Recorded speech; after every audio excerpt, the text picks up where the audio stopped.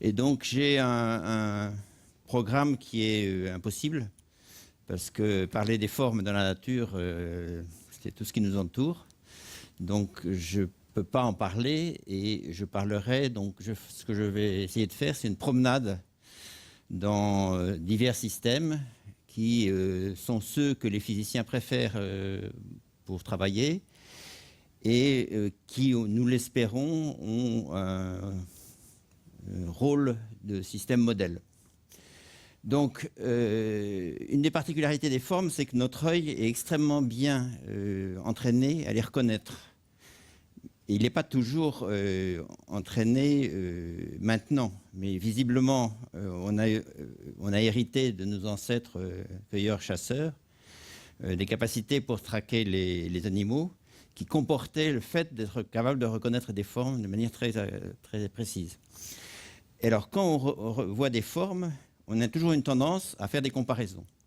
C'est-à-dire que, par exemple, si vous regardez des dunes dans le Sahara, vous dites ça ressemble aux vagues de la mer. Si vous regardez une structure branchée, vous dites c'est une structure arborescente, ça ressemble à un arbre.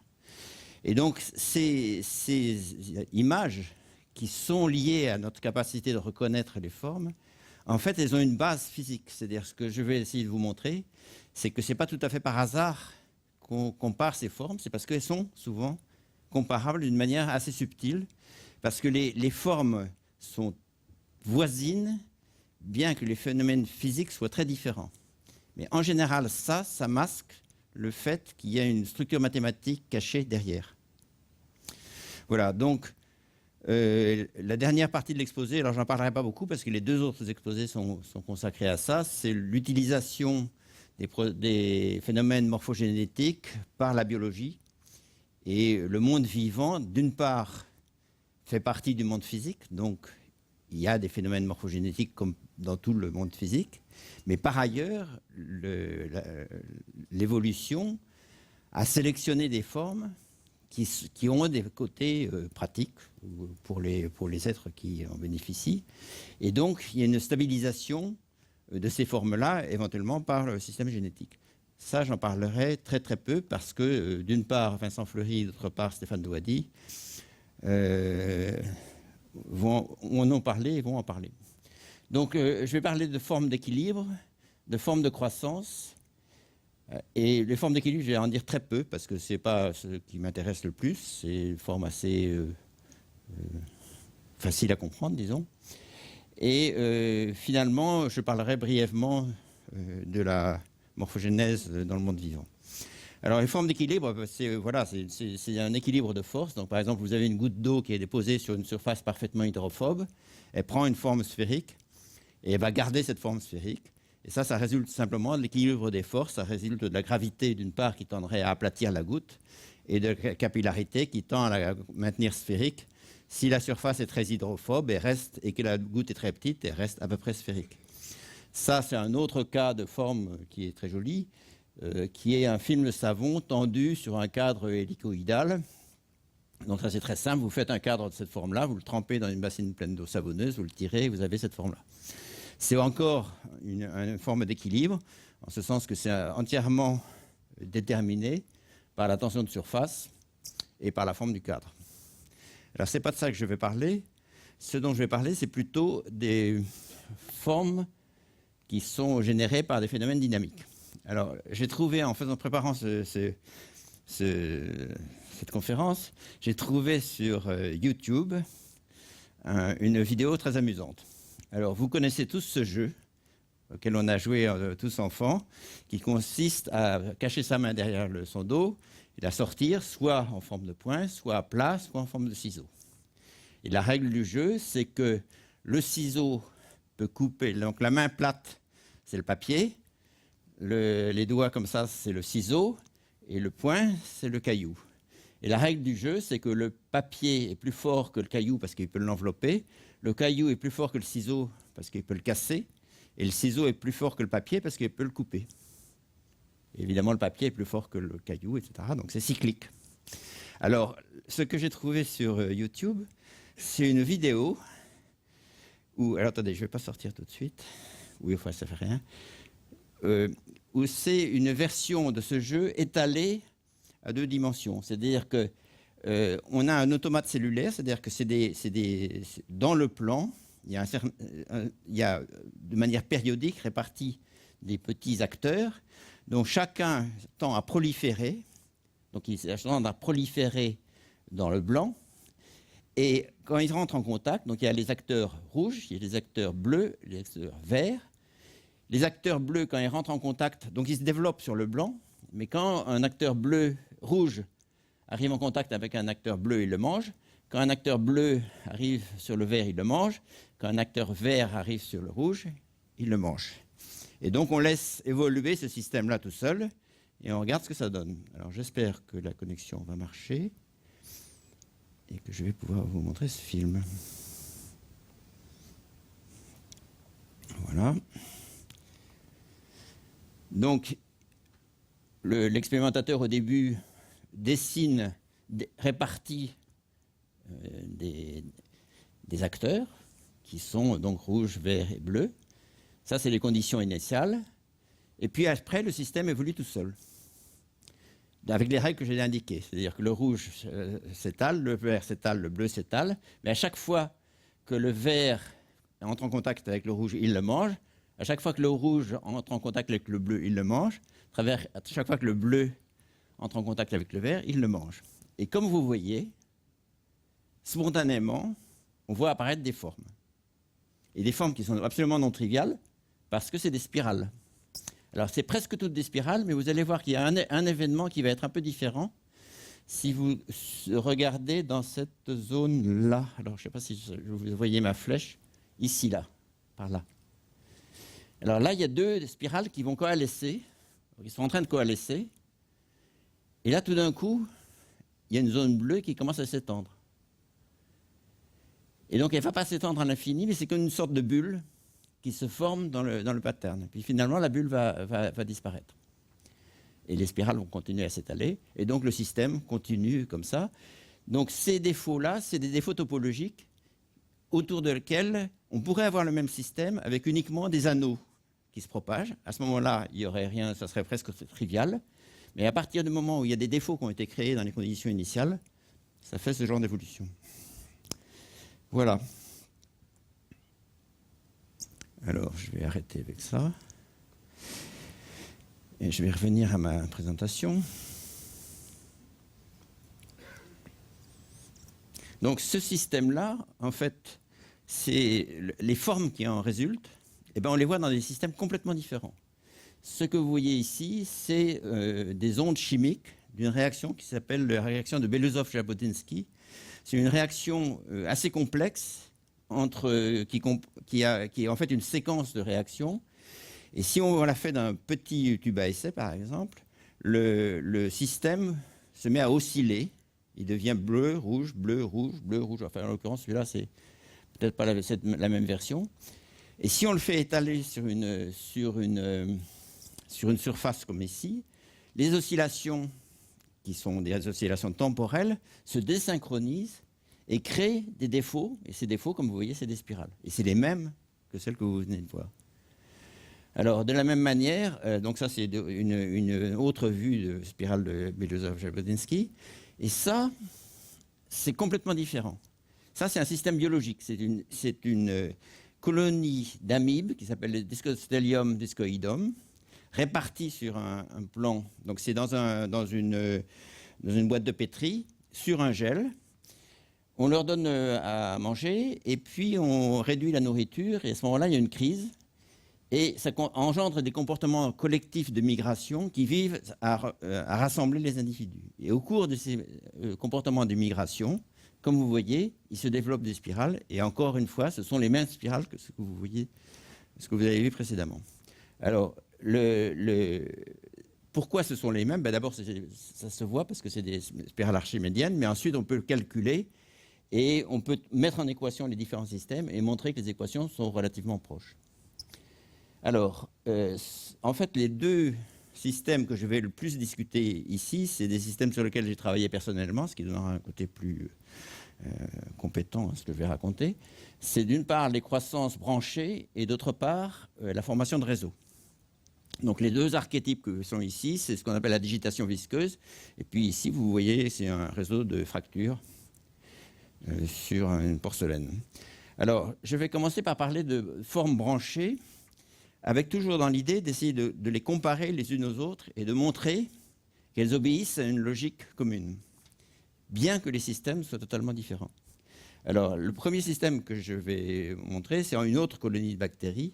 Alors oui, il y a une considération générale, c'est que tous ces systèmes-là ont été pendant très longtemps étudiés chacun pour lui-même. C'est-à-dire que dans des communautés séparées, c'est-à-dire que certains des systèmes que je vais vous montrer relevaient de la mécanique des fluides, d'autres de la métallurgie, d'autres de la cristallographie, d'autres de la biologie, et qu'à l'époque, on ne les comparait pas entre eux.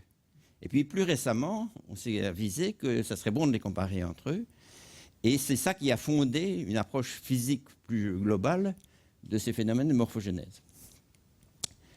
Alors, la colonie de bactéries. La colonie de bactéries, c'est très voisin de ce que je vous ai montré tout à l'heure, sauf que là, c'est des bactéries, pas des amibes.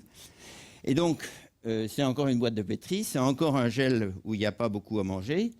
Et la règle de croissance des bactéries, alors je simplifie outrageusement, s'il y a des biologistes qui sont dans la salle, ils vont être horrifiés. Mais bon, en gros, vu de très loin, les bactéries, quand elles ont à manger, prolifèrent, et elles prolifèrent en se divisant systématiquement. Et puis quand elles n'ont pas à manger, elles cessent de se diviser et elles restent en attente. Et si donc cette boîte de pétri, on a commencé par mettre des bactéries au centre et on a laissé se développer. Il y a peu de nourriture, mais il y en a. Et donc, la colonie croît et au bout de peu de temps, elle a cette forme-là. Et ce qu'on constate, c'est que la colonie ne progresse que par les pointes. C'est-à-dire que c'est les zones les plus extrêmes ici qui continuent à croître. La croissance est complètement arrêtée dans le centre de la colonie. Alors cette logique-là, vous allez la retrouver dans les autres systèmes que je vais vous présenter. Donc le système modèle pour les physiciens, celui sur lequel ils ont le plus travaillé peut-être, c'est une instabilité hydrodynamique qui s'appelle l'instabilité de Safman et Taylor. C'est une instabilité dite de digitation visqueuse. Alors l'expérience est assez simple, j'aurais presque pu la faire ici, mais c'est un peu compliqué, surtout sur de la moquette. Donc on prend deux plaques de verre, on les met à très faible distance l'une de l'autre, disons un demi-millimètre ou 1 millimètre, et on remplit l'intervalle entre les deux plaques de verre d'huile. Et puis au centre de la plaque de verre, on insuffle de l'air, donc sous pression. Et donc l'air repousse l'huile et chasse l'huile hors de la cellule. Et en faisant ça, ce qu'on voit se développer, donc ça, ce sont des photos successives du pattern résultant. Donc vous voyez qu'au cours du temps, la zone, donc cette zone-là, ici, c'est de l'huile, ici, c'est de l'air. Initialement, le front était déjà instable ici, et puis cette instabilité croît, et vous voyez que les doigts poussent radialement, et quand ils deviennent trop grands dans cette direction transverse, ils se divisent pour former deux doigts, et ce phénomène-là se répète. Vous voyez ici de la même manière. Donc ça, c'est l'instabilité dite de Safman et Taylor. Et c'est un système qui a été extrêmement étudié. Alors, bon, qu'est-ce qu'on fait? L'écoulement, alors la cellule qui consiste en deux plaques de verre très peu écartées, c'est ce qu'on appelle une cellule de Hille-Shaw. Et la caractéristique des écoulements d'une cellule de Hille-Shaw, c'est que la friction visqueuse sur les deux parois domine. Et donc l'écoulement est un écoulement simple qui a un profil parabolique, que ce soit de l'air ou que ce soit de l'huile. Alors là, je vous montre un peu d'équations, mais c'est pratiquement les seules que je vais vous montrer dans ce système. Donc ce qu'on trouve, c'est que la vitesse moyenne du liquide dans l'intervalle entre les plaques est proportionnelle au gradient de la pression. Donc il faut se souvenir qu'on a appliqué une surpression au centre et qu'à l'extérieur, au bord de la cellule, on a la pression atmosphérique. Donc ça fait une force globale sur tout le liquide qui se met en écoulement à une vitesse qui est contrôlée par le gradient de la pression. Le liquide étant incompressible, on peut écrire que la divergence de la vitesse est nul. Et ça fait une loi qu'on appelle laplacienne, c'est-à-dire que la pression obéit au Laplacien de P égale 0. Alors pour ceux qui sont physiciens dans la salle, vous savez peut-être que la loi laplacienne, c'est une loi tout à fait particulière qui lie les dérivées secondes. Donc vous avez une pression, donc la pression c'est un champ, c'est-à-dire que la pression a une valeur en tout point de l'espace, c'est ce qu'on appelle un champ scalaire, donc en tout point de la cellule, la pression a une valeur. Et ce que la loi laplacienne vous dit, c'est que les variations possibles de la pression dans une direction et dans la direction perpendiculaire sont liées de telle manière qu'elles soient dans le sens contraire l'une de l'autre, puisqu'on a d2p sur dx2 plus d2p sur dy2 égale 0. Donc ça, c'est une loi qui est aussi particulière parce que on sait, les mathématiciens ont beaucoup étudié les champs laplaciens, et les champs laplaciens ont une particularité, c'est qu'ils sont, si on cherche à remonter à la distribution de pression, il faut connaître les conditions aux limites, même à grande distance. C'est-à-dire ce sont les conditions aux limites qui déterminent le champ total de pression. Alors, c'est là, maintenant je regarde la situation où j'ai deux fluides, pas un, deux. Donc celui de gauche, c'est l'air, qui a une très faible viscosité. Celui de droite, c'est l'huile, qui a une très forte viscosité. La vitesse, alors je vais prendre ma souris là, la vitesse qui est ici, ça c'est la vitesse de l'air, elle est proportionnelle au gradient de la pression dans l'air. La vitesse de l'huile est proportionnelle au gradient de la pression dans l'huile. Mais comme ils bougent tous vers la droite à la même vitesse, ça veut dire que si les vitesses sont les mêmes, les gradients de pression vont être différents parce que les viscosités sont différentes. Donc les mu1 et mu2 sont très différents puisque la viscosité de l'air est très faible, la viscosité de l'huile est très grande. J'ai perdu ma souris. Et donc, ce que ça veut dire, c'est qu'à gauche, dans l'air, la pression est pratiquement constante. Et à droite, par contre, vous avez une répartition de pression avec des isobars, c'est-à-dire des courbes d'égale pression, qui sont réparties comme vous le voyez sur la figure. Alors, maintenant, pourquoi est-ce que le système est instable ? Il faut regarder l'interface, c'est-à-dire la limite entre l'air et l'huile. Et ce que vous voyez, c'est que cette interface, elle se déplace aussi à la même vitesse, toujours à la même vitesse V. Elle se déplace dans un champ qui est le champ de pression qui est devant elle.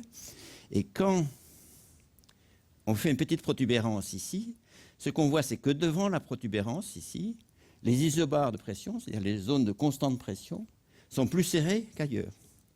Si les isobars sont plus serrés qu'ailleurs, c'est comme ça pourrait être la température. Imaginez la température varierait très vite. Là, c'est la pression qui varie très vite. Ça veut dire que le gradient est grand, mais le gradient, c'est lui qui fixe la vitesse. Donc si le gradient est plus grand là qu'ailleurs, la vitesse va être plus grande. Et donc ça conduit à l'instabilité, c'est-à-dire que cette pointe que j'ai créée artificiellement, ici, là, l'interface va croître plus vite qu'ailleurs, et donc elle va diverger. Et vous voyez que plus elle est pointue, plus elle va aller vite. Donc il y a une tendance pour la pointe à devenir infiniment pointue. Alors ce n'est pas vrai, parce qu'il y a une autre force qui rentre en compte, c'est que entre l'air et l'huile, il y a les forces de tension de surface, et les tensions de surface viennent stabiliser la pointe et limiter l'amplitude. Alors, ce problème-là, c'est ce que les mathématiciens appellent un problème de Stéphan. Alors, c'est un problème assez subtil, parce que je reprends ma cellule circulaire. Là. Vous voyez que dans la zone centrale, j'ai de l'air, la pression est constante. Dans l'extérieur, j'ai de l'huile, avec une pression variable, avec des isobars qui sont répartis comme je les ai dessinés, qui sont en vert ici. Et la forme des isobars dépend de la forme de l'interface. Mais la vitesse de l'interface dépend de la forme des isobars. Donc c'est la croissance elle-même qui va déterminer le champ de pression, et c'est le champ de pression qui détermine la déformation ultérieure de l'interface. Et donc c'est cette espèce de circularité dans le système qui explique la dynamique. Vous pouvez remarquer, pour ceux d'entre vous qui sont physiciens, qu'il y a une similarité entre ce système-là et un système électrostatique. En électrostatique, on a les mêmes lois pour le potentiel, c'est-à-dire le Laplacien de la vitesse du potentiel électrique est nul comme le Laplacien de la pression était nul tout à l'heure. Le champ électrique, c'est proportionnel au gradient du potentiel. Et donc, on sait que, et donc, ici, le système est équivalent à avoir un conducteur où le potentiel est constant. Et on sait que dans un conducteur, le champ électrique est maximum près des pointes. La différence ici, c'est que dans notre système, l'équivalent du champ électrique, c'est la vitesse. C'est-à-dire que non seulement on a un champ maximum devant la pointe, mais en plus, la pointe va plus vite. Et donc, elle va contribuer à faire croître l'effet. Voilà. Alors, là, je vous montre juste, je vous flash juste, je ne fais pas le calcul, je vous flash juste ce que font les physiciens pour calculer ce genre de stabilité. Donc, ils prennent deux milieux, à gauche l'air, à droite l'huile, ils écrivent les équations, il y a une interface qui est initialement plane, on calcule les équations de l'hydrodynamique dans ce système-là, et après, on impose une déformation sinusoïdale de petite amplitude à l'interface. Et cette déformation sinusoïdale, qui est définie par son vecteur d'onde k, qui est l'inverse de la longueur d'onde, on va regarder si, en écrivant les équations, elle va croître ou décroître. Si elle croît, le système est instable. Si elle décroît, le système se stabilise. Donc, on fait tourner des calculs, donc je vous passe. Et ce qu'on trouve finalement, c'est ce qu'on appelle une expression de dispersion. C'est-à-dire sigma, c'est le taux de croissance de l'instabilité. Et K, c'est le vecteur d'onde. Et ce que vous voyez, c'est que le taux de croissance de l'instabilité, dans toute cette zone ici-là, il est positif. Ça veut dire que le système est instable et que ces longueurs d'onde-là vont croître. Alors, pourquoi est-ce que ça ne fait pas des pointes, comme j'avais dit tout à l'heure? C'est parce que la tension de surface vient stabiliser, et c'est pour ça que cette courbe-là se courbe, et que les grands vecteurs d'onde, c'est-à-dire les très petites longueurs d'onde, ne sont pas déstabilisés, sont stables. Alors, tout ceci résulte en un seul résultat, c'est que, c'est qu'on a une longueur d'onde caractéristique du système qui est la longueur d'onde la plus instable. Et donc, elle est pi b, b c'est l'épaisseur de la cellule, gamma c'est la tension de surface entre les deux liquides, mu c'est la viscosité du liquide le plus visqueux, et v c'est la vitesse de l'interface. Alors, ce que vous voyez, c'est que plus ça va vite, plus cette longueur d'onde décroît. Et donc, ici, je vous ai montré deux formes qui résultent de la même expérience, mais à petite vitesse à gauche et à grande vitesse à droite. Voilà. Donc ça, c'est des formes branchées. Alors, une autre caractéristique que vous pouvez remarquer pendant qu'on y est, c'est que vous voyez que l'instabilité dominante, c'est que on a une pointe qui pousse, elle devient trop large, elle se casse en deux, puis elle devient trop large, elle se recasse en deux. C'est ce qu'on appelle en franglais le tip splitting, et c'est l'instabilité dominante dans ce système-là. Alors, il y a un système qui est très analogue, et qui pourtant est complètement différent physiquement, et c'est de nouveau un jeu d'ordinateur, si je peux dire.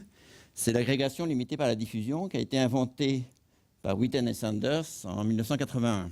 Donc c'est un truc qui a occupé les ordinateurs et les gens pas mal de temps. Donc ça, c'est la version initiale qui est très simple. Donc dans ce système-là, on a une grille carrée, et au centre de cette grille, on a le point noir que vous voyez ici, qui est une graine, si vous voulez. Et on a des marcheurs qui se déplacent au hasard sur la grille. C'est-à-dire qu'ils ont une marche aléatoire. Donc à chaque fois qu'il arrive sur un point de grille, on tire au hasard s'il va aller tout droit, tourner à gauche, revenir sur ses pas ou aller à gauche. Et la règle du jeu, c'est que dès que le marcheur touche soit le point central, soit arrive dans un point qui est voisin d'un point qui est déjà occupé, il se colle, il s'arrête et on relance un nouveau marcheur. Et puis on recommence un très grand nombre de fois. Et ce qu'on voit croître, c'est un agrégat qui a cette forme-là quand il est tout petit, mais qui, quand il est plus grand, prend ces formes-là. Alors là, il y a eu des compétitions d'ordinateurs considérables dans ce système-là. Les gens ont fait des agrégats de 100 particules, puis de 1000, puis de 10 000, puis de 100 000, puis d'1 million, puis finalement 10 millions. Mais je ne sais pas, le record est probablement plus grand encore maintenant. Et ce que vous voyez, c'est ce genre d'agrégat. Donc ici, il y a 10 millions de particules qui sont collées. Et vous voyez que ça forme une structure branchée, complexe, mais qui est voisine de celle qu'on a vue tout à l'heure dans la croissance visqueuse de Saffman-Taylor. Alors pourquoi est-ce que ça peut être voisin? La raison, alors voilà, ça c'est là, c'est en couleur les différents états de l'agrégat. Et ce que ça montre clairement, c'est que l'agrégat, comme les lois de Saffman-Taylor, pousse par les pointes, comme aussi les colonies de bactéries, poussent par les extrémités, et qu'il n'y a plus de croissance au bout d'un certain temps dans la région centrale. Alors en fait, ça se comprend très bien. Il y a une autre manière de voir les choses. Pour comprendre pourquoi ça ne pousse pas c'est de raisonner en se disant qu'un marcheur au hasard, c'est un peu comme un ivrogne. Il marche de manière tout à fait erratique. Et vous voyez qu'un marcheur au hasard qui marche de manière erratique, il arrive près de l'agrégat, et par exemple, s'il est là, mais il va arriver là, il n'a aucune chance d'arriver à pénétrer un canal si étroit parce que sa marche est trop large. Et donc, il va se coller, soit ici, soit là. Et donc, de cette manière-là, on comprend que seules les extrémités poussent. Alors, ceci dit, l'agrégation est limitée par la diffusion. C'est aussi une excellente image de certaines infiltrations qu'on trouve dans le calcaire, qu'on vend dans les magasins de minéralogie. Alors, bon, ça me donne l'occasion de dire que cet objet-là est un objet fractal. Donc, je peux vous faire une petite parenthèse sur les objets fractals, sauf si vous en avez déjà eu trop, je ne sais pas. Bon, ça va être extrêmement minimal. Donc, les objets fractals, ça a été inventé non pas par Mandelbrot, mais bien avant par les mathématiciens du 19e siècle. Donc, le premier, c'est Cantor, qui a fait cet ensemble de Cantor où on prend un segment, on le coupe en 3, on retire le segment du milieu, puis on réitère cette opération-là jusqu'à avoir une séquence de points, comme ceci. Donc, on obtient un objet qui n'est ni une série de points, ni une droite. Donc, c'est quelque chose, ni un segment, c'est quelque chose entre les deux. Là, il y a le flocon de Corr, qui est basé sur un triangle, et sur chaque côté du triangle, on fait pousser un triangle qui a la taille 1/3, et puis on réitère cette opération, on obtient une ligne un peu floue, que vous voyez en bas à droite. Bon, ça, c'est les exemples classiques qu'on trouve sur Internet partout. Ça, c'est le tapis de Sierpinski, où on part d'un triangle, on le coupe en 4, on retire le triangle du milieu, et puis on recommence. Et donc, avec toutes ces règles itératives, on trouve toujours des objets qui ne sont ni des surfaces, ni des lignes, et qui ont donc des dimensions plus complexes qu'une dimension simple. Alors, la règle pour mesurer la dimension d'un objet fractal, c'est la suivante. Il y en a plusieurs, mais la plus simple, c'est celle-ci. Donc, c'est une règle. Donc, ce qu'on voudrait, c'est une extension de la manière de mesurer les dimensions des lignes et des surfaces. Donc, on sait bien qu'une ligne, c'est une dimension 1, une surface, c'est une dimension 2. Donc, la manière dont on fait, c'est on prend des boîtes et on essaye de couvrir l'objet avec des boîtes de taille décroissante. Donc, là, je prends l'exemple, ce n'est pas un objet fractal, je prends un exemple d'un segment et j'essaye de le couvrir avec des boîtes, de le contenir complètement dans des boîtes de taille décroissante. La première a une taille L, la seconde a une taille L sur 2, la troisième L sur 4, la quatrième L sur 8. Et je compte combien de boîtes sont nécessaires pour couvrir l'objet. Donc en haut, il en faut une seule, après il en faut 2, ici il en faut 4, et puis après il en faut 8. Donc le nombre de boîtes qu'il faut, il est à l'échelle de L, la taille de la boîte, à la puissance moins quelque chose, moins D. Et ici, D, c'est 1. Et on va dire que D, c'est la dimension de l'objet. Alors, on va tester ça en passant d'un segment à une surface. Donc, je refais le même coup avec un morceau de surface. Donc, j'ai un morceau de surface, je l'enferme dans une boîte de taille L. Il me faut une seule boîte.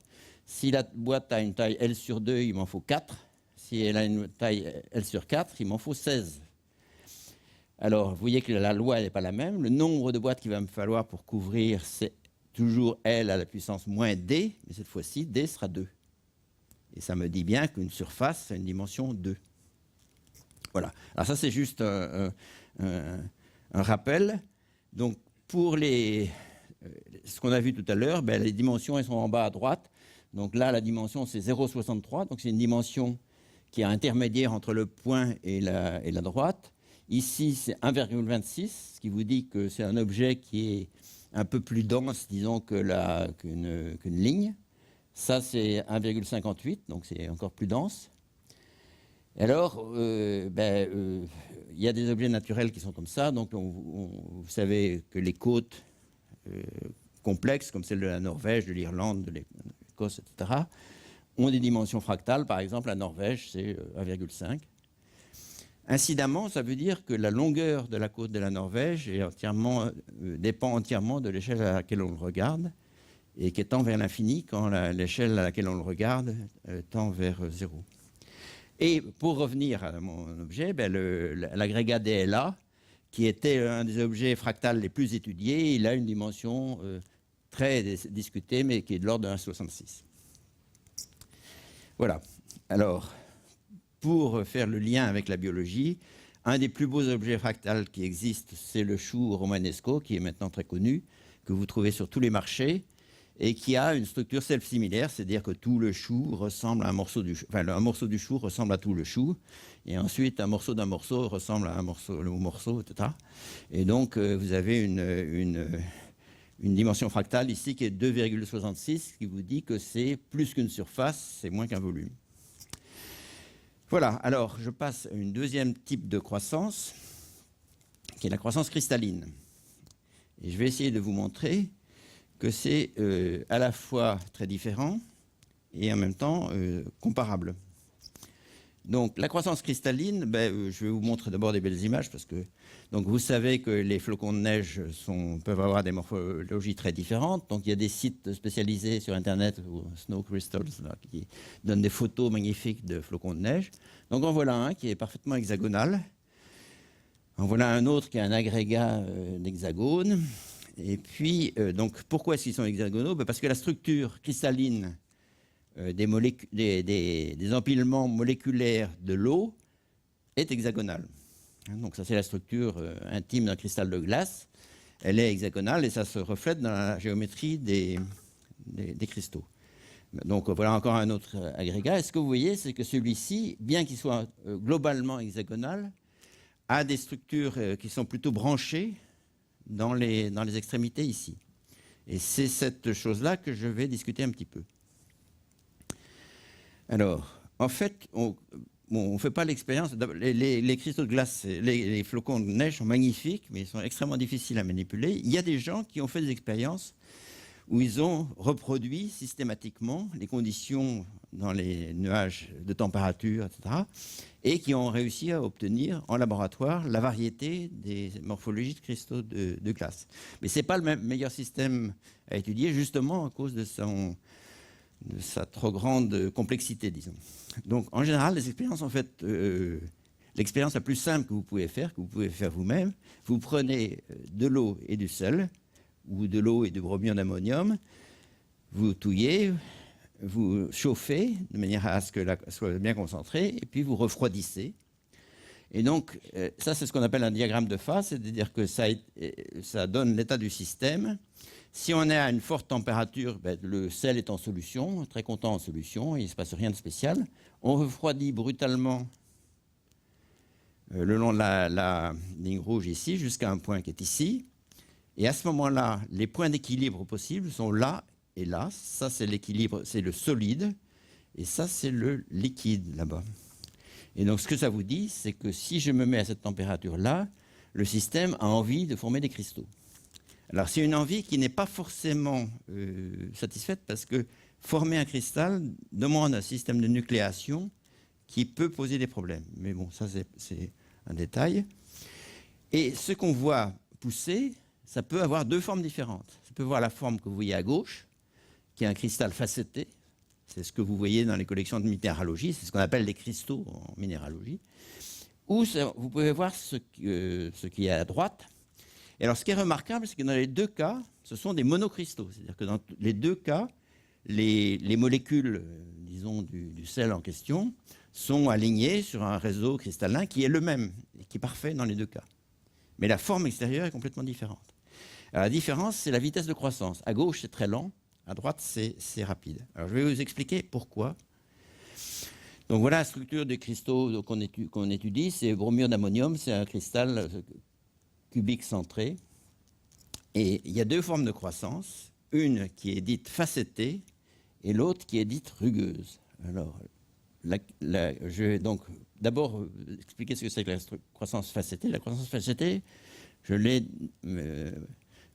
j'ai trouvé ce dessin qui en rend compte. Donc la croissance facettée, on est une croissance très lente. Ça veut dire que le refroidissement qu'on a imposé au système est très faible. Les molécules n'ont pas très envie de cristalliser. Ça veut dire que le mouvement brownien les amène sur le cristal. Elles vont y adhérer pour quelque temps et puis elles vont redécoller parce que le mouvement brownien va les emmener ailleurs. Donc une molécule qui est isolée sur une face du cristal est instable. Elle va décoller, recoller, décoller, recoller. Par contre, si on a déjà un cristal qui est constitué, dans ces points-là, c'est-à-dire sur les bords d'une marche, ça c'est une couche de molécules supplémentaires, à ce bord-là, la molécule va être attachée sur trois côtés. Elle va être donc plus fermement attachée au reste du cristal et elle va rester. Et donc la conclusion de tout ceci, c'est que la molécule, le cristal va pousser par couche. C'est-à-dire ça se tricote, tous les bords de marche se remplissent jusqu'à ce que la marche soit pleine. Et puis après, il faut attendre la nucléation de la suivante. Et ça fait une croissance qui est dite facettée. Et voilà des microscopes, des photos faites au microscope AFM de cristaux facettés où on voit pratiquement les molécules une par une. Et ça confirme bien la structure que je viens de décrire. Alors, par opposition, dans la croissance rugueuse, on est très sous-refroidi. Le système a très fortement envie de cristalliser. Donc, les molécules arrivent sur le cristal et là où elles touchent, elles se collent. Alors, pas exactement, parce qu'elles ont encore la possibilité d'aller compléter le réseau cristallin. C'est-à-dire qu'en fait, elles vont rouler un petit peu pour se mettre au bon endroit et construire un cristal. Mais elles ne vont pas redécoller, il n'y a pas de site privilégié.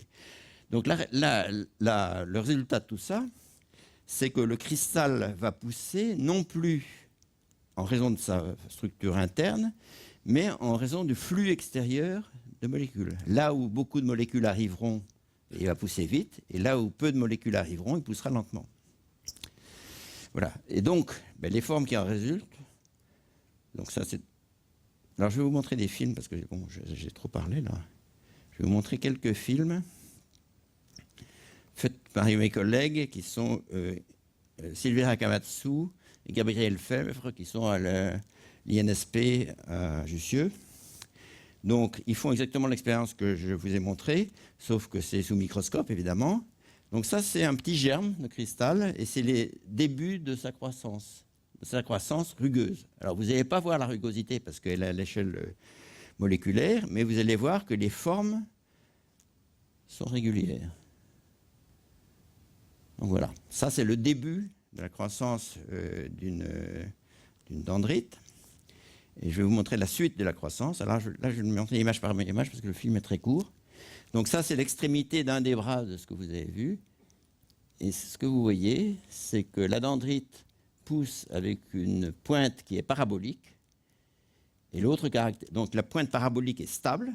Ça, c'est une grosse différence avec les systèmes précédents, puisque dans l'instabilité visqueuse, ce qu'on avait vu, c'était que les pointes étaient instables. Ici, les pointes sont parfaitement stables, elle est parabolique. Par contre, il y a une instabilité latérale qui s'appelle le side branching, branchement latéral, qui se développe et qui se reproduit constamment. C'est-à-dire qu'au fur et à mesure que la dendrite avance, de nouvelles branches apparaissent. Voilà. Donc ça, c'est la croissance dendritique du cristal. Alors, je vous montre un autre, en avance un peu. Ça, c'est un front de cristallisation aussi. Et vous allez voir qu'il est très curieux. Parce que, comme vous voyez, là, on n'a pas du tout l'impression de voir un cristal pousser. On a des divisions des pointes, et ça n'a pas du tout l'air d'être comme ce que je vous ai dit que ça devrait être. Donc je vais vous expliquer ça. Donc je reviens. Donc la croissance initiale de la dendrite, c'est ce que vous venez de voir. Si on la laisse pousser très longtemps, donc ça c'est une expérience que j'avais faite avec Jean Morer il y a très longtemps, où on avait laissé pousser une dendrite très très longtemps et comme vous voyez, dans ce cas-là, on a un objet parfaitement régulier qui est de nouveau un objet fractal, mais un objet fractal de dimension beaucoup plus basse. Et comme vous voyez, les pointes ne se sont jamais déstabilisées. On a seulement une compétition entre les branches latérales. Alors, je ferais mieux de repasser en présentation. Voilà. Alors, comment est-ce qu'on explique l'instabilité de croissance de solidification? Alors, je me replace dans cette solution que vous avez vue tout à l'heure, de sel. Et je suppose que j'ai déjà fait croître un morceau de solide qui est ici. Donc ça, c'est l'interface entre le solide et le liquide. Alors, ce qu'il faut comprendre, c'est que le solide absorbe les molécules de sel. Donc, à proximité du solide, la concentration de la solution de sel est appauvrie, parce que les molécules de sel ont déjà été absorbées par le solide. Donc, le solide mange le sel contenu dans la solution, ce qui veut dire que devant le solide, il y a une zone qui a une déplétion en concentration de sel.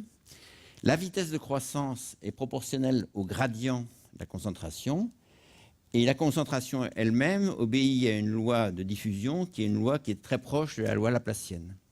Donc vous voyez que les règles du jeu sont presque les mêmes que celles qu'on avait tout à l'heure pour la digitation visqueuse.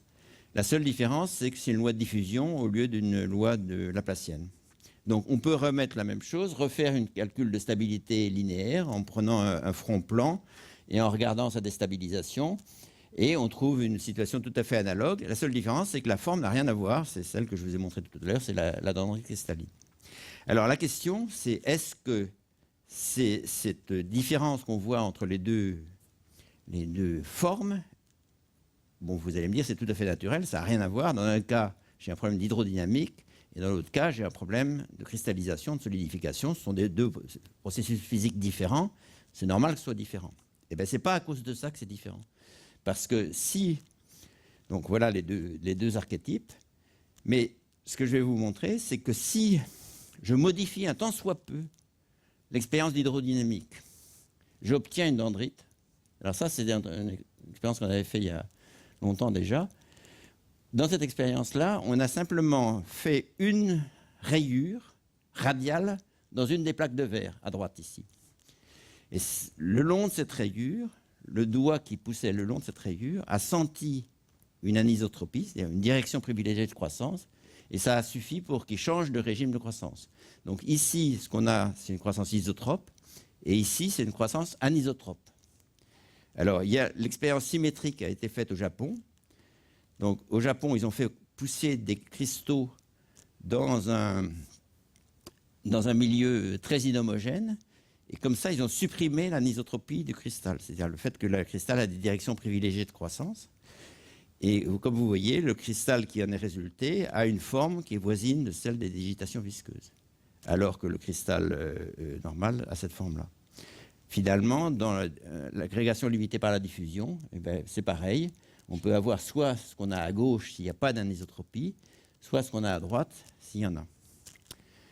Alors, on pourrait généraliser, en fait, c'est un travail mais je pense que Stéphane Douedy va probablement vous en parler, aux croissances de plantes. C'est-à-dire que les plantes supérieures, elles ont une croissance anisotrope. Les algues, elles ont souvent une croissance isotrope. Et en fait, on peut comprendre la différence. Alors maintenant, je change de domaine et je vous montre un autre type de croissance, les croissances en réseau. Alors, ceci, c'est une photo d'une plaque de céramique. Vous voyez ça dans vos théières ou dans vos cafetières. Et pour décorer les céramiques, on les peint avec une couche qui va, lors de la cuisson, rétrécir plus que le substrat. Donc, comme elle rétrécit plus, au refroidissement, elle est soumise à des contraintes et elle fait des fractures que vous voyez ici. Alors la caractéristique de ce genre de structure, c'est que c'est complètement différent des structures branchées. Ce n'est pas une structure branchée, c'est une structure en réseau. Et la deuxième chose, c'est que c'est une structure très hiérarchisée. Alors, comment hiérarchiser? Vous voyez que presque toutes les fractures sont connectées à d'autres fractures. Et ça, c'est leur ordre d'apparition. Et donc, sur la figure suivante, j'ai essayé de les marquer des couleurs différentes. Je ne sais pas si ça se voit, oui. Donc, la plus ancienne des fractures sur ce réseau-là, c'est la rouge qui est en bas, qui ne se connecte à rien. Donc, c'est la première qui soit apparue. Ensuite, la deuxième qui est apparue, c'est la bleue, qui est venue entrer en collision avec la rouge ici. Puis la verte, qui est rentrée en collision avec la bleue. Puis ensuite les violettes, et puis etc. Alors, le côté remarquable de ce système-là, c'est que au fur et à mesure que le système se refroidit, il y a de nouvelles craques qui apparaissent. Chaque craque isole un domaine et les contraintes qui croissent dans le domaine qui a été ainsi défini. Et c'est lui qui craque. Donc c'est une logique séquentielle, c'est-à-dire qu'on fait craquer successivement des domaines qui sont devenus indépendants les uns des autres. Alors, pourquoi est-ce que les fractures se connectent? Alors là, c'est assez simple à expliquer. C'est parce que le champ, tout à l'heure, on avait une croissance dans un champ scalaire, c'est-à-dire on avait dit c'est soit la pression pour la stabilité de Saffman-Taylor, soit la concentration pour les dendrites. Ça, c'est des quantités scalaires, ça vaut une valeur en chaque point. La contrainte mécanique, ce n'est pas une quantité scalaire, c'est ce qu'on appelle un tenseur. Alors, pour vous faire sentir ce que c'est, supposez que vous ayez un tambour que vous voulez tendre. Donc, vous prenez la membrane du tambour, vous la tendez sur le cadre dans cette direction-là, vous fixez là, et ensuite vous allez faire dans la direction perpendiculaire la même opération pour que le tambour soit tendu de manière isotrope.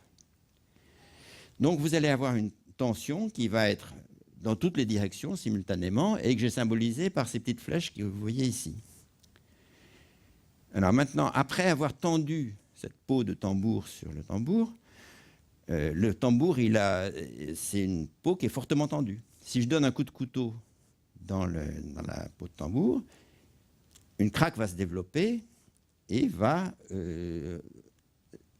se propager à cause de la tension. Alors, mettons que ça soit la première craque qui se soit propagée, c'est celle-ci, et elle va complètement détendre le tambour dans cette direction-là. C'est-à-dire qu'il n'y aura plus de tension dans cette direction-là puisque le tambour est cassé. Par contre, il reste tendu dans l'autre direction. C'est-à-dire la tension se maintient ici, dans cette direction-là. Donc si je donne un deuxième coup de couteau, eh bien, une deuxième craque va se propager et elle va venir rentrer en collision avec la première. Et en fait, elle va rentrer en collision à angle droit. Donc ce mécanisme-là est absolument interdit dans les mécanismes que je vous ai présentés précédemment, qui étaient des gradients de scalaires. Si vous aviez deux branches, elles ne pouvaient pas se rapprocher parce que dès qu'elles se rapprochaient, par exemple, supposez les colonies de bactéries, si elles se rapprochaient de l'autre, il n'y avait plus rien à manger, donc elles arrêtaient de se propager. Voilà. Donc voilà, ça c'est deux fractures en collision, et comme vous voyez, elles rentrent en collision à angle droit. Ça, c'est une expérience qu'on avait faite où on a regardé les fractures successives. Donc, c'est de l'argile qu'on a laissé sécher. Et vous voyez les fractures, la séquence de formation des fractures. Et c'est bien comme je vous l'ai dit, c'est-à-dire que ça se sépare en domaines et chacun de ces domaines ensuite se casse. Et puis finalement, tout à fait à la fin, l'argile se décolle du substrat et le phénomène s'arrête. Alors, je vais peut-être quand même, avant de passer à ça...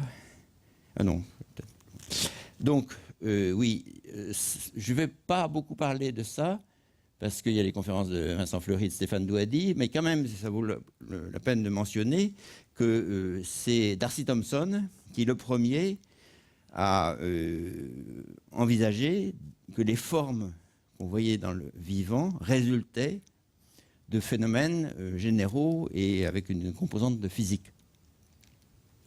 Donc, on peut regarder qu'est-ce qui se passe en matière de croissance branchée. Donc, alors je passe très vite là, parce que c'est... Effectivement, vous avez les deux régimes. Donc je reviens sur les formes branchées. Vous avez les deux régimes de croissance. Vous avez soit une croissance isotrope à gauche pour les algues, soit anisotrope, puisque les racines, et aussi bien que la tige, poussent dans des directions bien privilégiées. Les instabilités qu'on voit sur les algues ici, c'est une rupture c'est un tip splitting comme ce qu'on avait dans les digitations visqueuses. Alors qu'ici, vous voyez qu'on a des déstabilisations latérales avec une forme de pointe plus ou moins parabolique, comme on l'avait pour les dendrites cristallines. Donc ça, on a travaillé pas mal sur ce problème-là, et l'analogie est réelle, bien que le système soit totalement différent. C'est-à-dire que c'est pas ces croissances-là, il n'y a pas de champ extérieur, par exemple. C'est-à-dire que les plantes ne poussent pas à cause de l'environnement, de l'air qui est autour, elles poussent à cause de contraintes internes. Mais la distinction entre anisotrope et isotrope, elle, se maintient. Alors, maintenant je regarde pour les plantes, la croissance des réseaux. Donc, une des caractéristiques les plus marquantes, c'est que les nervations des feuilles, alors, ce qu'on appelle nervation des feuilles en français, c'est les veines des feuilles. Les veines des feuilles, elles sont très différentes des nôtres, en cela qu'elles sont toujours connectées par leurs deux extrémités, sauf la veine principale. Et donc, si on regarde en détail, vous voyez qu'on a une structure comme ceci, avec des veines secondaires qui sont ici, tertiaires, quaternaires, etc. Et vous voyez que donc il y a une analogie de morphologie avec les fractures et pas du tout avec les branches. Alors, incidemment, cette forme-là a un intérêt physiologique parce que dans une feuille, si vous pouvez couper complètement la veine principale. Et comme le réseau est interconnecté de partout, la circulation se fera quand même et la feuille ne mourra pas. Et la circulation se fera pratiquement normalement. Si vous laissez, un peu comme dans une ville, si vous coupez un boulevard principal, la circulation est un peu plus difficile, mais elle se fait quand même. Alors, bon, alors je vais peut-être passer un peu vite parce que là, mon temps passe. Donc, en fait, il y a une logique commune entre les plantes et les fractures, c'est qu'il y a une formation séquentielle des veines, comme dans une formation séquentielle des fractures. Mais la différence, c'est que dans les plantes, les veines se forment de manière séquentielle parce que la feuille croît. Alors que dans la fracture, c'était simplement parce que les tensions croissaient. Donc là, la feuille augmente de taille. Au fur et à mesure qu'elle augmente de taille, de nouvelles veines se forment. Et on arrive... Alors, on s'était amusé avec Ludovic Pochat et Mokhtar Abediaf de stimuler toutes les formes de nervation de feuilles dans des argiles en train de sécher. Alors, je vais passer tout ça, mais enfin, vous voyez, à gauche, c'est les veines, à droite, c'est l'argile. Et ça marche assez bien. C'est-à-dire que même, on peut avoir ça à gauche, c'est des veines de muguet, à droite, c'est l'argile en train de sécher. Là, pareil. Voilà. Donc, on peut refaire à peu près toutes les formes des veines des plantes avec de l'argile en train de sécher. Alors, il y a un dernier cas de formation de réseaux par division successive de domaines sans réorganisation, c'est les villes. Parce que, alors ça c'est une vieille photo de Londres en 1642. Donc dans les villes, vous formez, les réseaux de routes se forment séquentiellement aussi. C'est-à-dire qu'en général, les premières qui existent, c'est les routes qui conduisent à des villes voisines. Et puis après, on urbanise. Donc pour urbaniser, il faut lotir. Pour lotir, il faut des rues. Et donc on reconnecte les routes existantes par les rues, et le long de ces rues, on construit des maisons. Et bien, ce processus-là, c'est à peu près le même que ce qu'on vient de voir. Et effectivement, si on regarde... alors, ça, c'est vrai des villes anciennes. Ce n'est pas du tout vrai des villes qui ont un urbaniste qui fait un plan tout fait, bien sûr. Hein. Mais les villes auto-organisées, disons Londres avant le grand incendie, par exemple, eh ben, on voit très bien qu'il y a on peut faire la même analyse, c'est-à-dire qu'on voit les routes qui sont arrivées les premières et qui sont reconnectées entre elles par des routes secondaires, puis des tertiaires, etc. C'est-à-dire qu'on peut faire la même hiérarchie pour un plan de ville. Alors je pense que Stéphane Douady va vous en parler aussi de ça. Alors ça, c'est la même chose à Paris. Donc vous voyez que ça, c'est la région plus ou moins du Marais. Vous voyez que les trois principales rues initiales, disons, c'est la rue Saint-Martin, la rue Saint-Denis et la rue Montmartre, qui conduisaient soit à des villages voisins, soit à des monastères. Et puis qu'ensuite, on a construit entre, on a connecté. Alors, pour terminer, je vais vous montrer des films que je trouve extrêmement beaux, qui ont été faits par José Bicot et Benoît Roman, et qui concernent aussi des fractures. Alors, donc ce sont des chercheurs de l'ESPCI qui travaillent sur les fractures. Et je vais vous montrer 2 cas. Alors, celle-ci. Voilà. Donc ça, c'est une fracture. Donc vous voyez que les morphogénèses physiques peuvent être extrêmement simples et cependant difficiles à comprendre. Donc là, c'est une fracture, c'est une sorte de couche d'un gel qui est déposé sur un substrat, qui est probablement une plaque de verre, mais l'adhésion est très faible sur la plaque de verre. Donc lors du séchage, le système a envie de se décoller de la plaque de verre. Ça ne coûte pas beaucoup d'énergie, mais il ne peut le faire que s'il développe une fracture. Et donc, dans ce cas-là, on observe la croissance d'une spirale archimédienne pratiquement parfaite. L'interprétation de ce phénomène n'est pas encore entièrement claire. Alors, je vous montre un autre cas. Donc ça, c'est ce que vous venez de voir. Alors oui, ça, c'est les mêmes substrats, le même vernis. C'est un autre régime de décollement qui est cette fois-ci pas spiralé, mais oscillant. Et oscillant de manière un peu bizarre, assez sous-critique. Alors, dernière chose, ça, c'est une autre expérience que vous pouvez faire. Très facile, enfin, assez facile, oui. Donc, là, on prend une feuille de plastique un peu genre sac poubelle. Mais pas du sac poubelle parce que c'est trop mou. Mais bon, quelque chose dans le genre sac poubelle. Vous la tendez sur une table et vous scotchez partout. Et puis, vous découpez une petite languette dans cette plaque dans cette couche de plastique, et vous tirez dessus verticalement. Donc si vous faites ça normalement, il va se créer 2 fentes, et ces 2 fentes vont se rejoindre, et puis vous resterez avec un petit bout de plastique qui sera parti.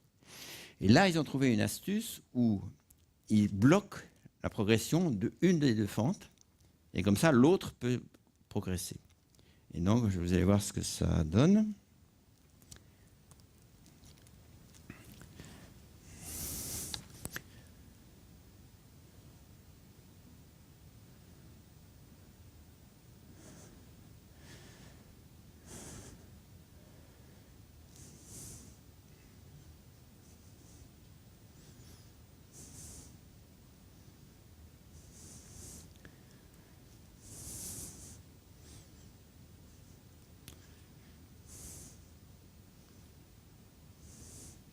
Alors, donc comme vous voyez, c'est une expérience très simple. Vous pouvez la faire en famille, mais il faut préparer son coup un peu quand même. Alors, comme vous avez vu, dans le premier cas, on avait une spirale archimédienne. Ici, ce qu'on a fait, c'est qu'on a fait une languette comme ça. On a bloqué une des 2, on tire. Et celle qui reste, ça fait ce que vous avez vu, qui est une spirale logarithmique. Et comme vous savez, les spirales logarithmiques sont très très répandues dans des systèmes très variés. Donc par exemple, la spirale logarithmique, c'est ce qu'on trouve aussi dans les ammonites. Et c'est ce qu'on trouve aussi dans les structures des ouragans. Ça, c'est un tourbillon au-dessus de l'Islande. Voilà. Donc, conclusion. Alors, conclusion, c'est... Travail de physicien, comme vous avez pu voir, ça consiste à essayer de modéliser des systèmes simples et ensuite donc d'extraire de phénomènes naturels des systèmes simples, les modéliser et ensuite retourner vers les systèmes naturels. Alors, en fait, ce qu'on trouve, c'est une sorte de confirmation des intuitions, c'est-à-dire qu'on retrouve une sorte des archétypes de croissance pour des raisons qu'on peut comprendre comme étant des raisons mathématiques sous-jacentes, géométriques sous-jacentes, à des phénomènes très variés. Donc on peut obtenir des formes qui sont identiques dans des phénomènes divers, à condition que leur structure mathématique soit voisine. Et donc ça, c'est la première partie de ma conclusion. Et la seconde partie de ma conclusion, c'est de regarder autour de vous pour voir des formes partout. Voilà, je vous remercie.